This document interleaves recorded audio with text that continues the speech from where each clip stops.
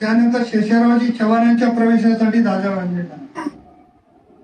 पण आपण दादाच्या तिन्ही दौऱ्यात एकाही कार्यकर्त्याला डबल प्रवेश दिला नाही. आता समोरच्याला एवढा राग आला आमचा की त्यांना वाटायला लागलं बा मी या जिल्ह्याचा मालक होतो. नवीन आलेला माणूस 3-3, 4-4 माझ्या आमदाराला प्रवेश देते, मग आपण का नाही.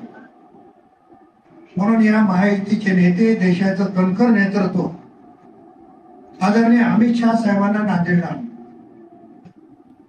आम्हालाही वाटलं की काय चमत्कार होईल नांदेडमध्ये.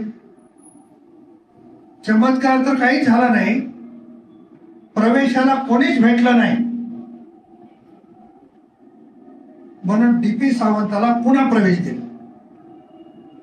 ही वेळ राष्ट्रवादीवर आणखी आलेली नाही. आणि तीच मंडळी सांगते की आम्ही नंबर 1चा पक्ष आहे.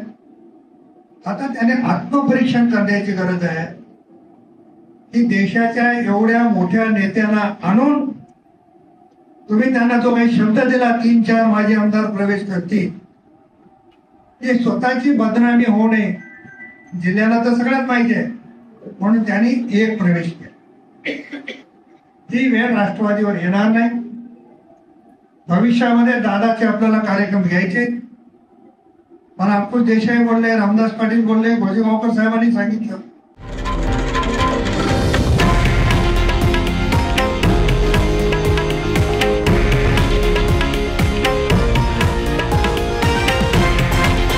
हे आहे देशातील नंबर 1 न्यूज नेटवर्क आणि आपण पाहत आहात TV9 मराठी, एकमेव.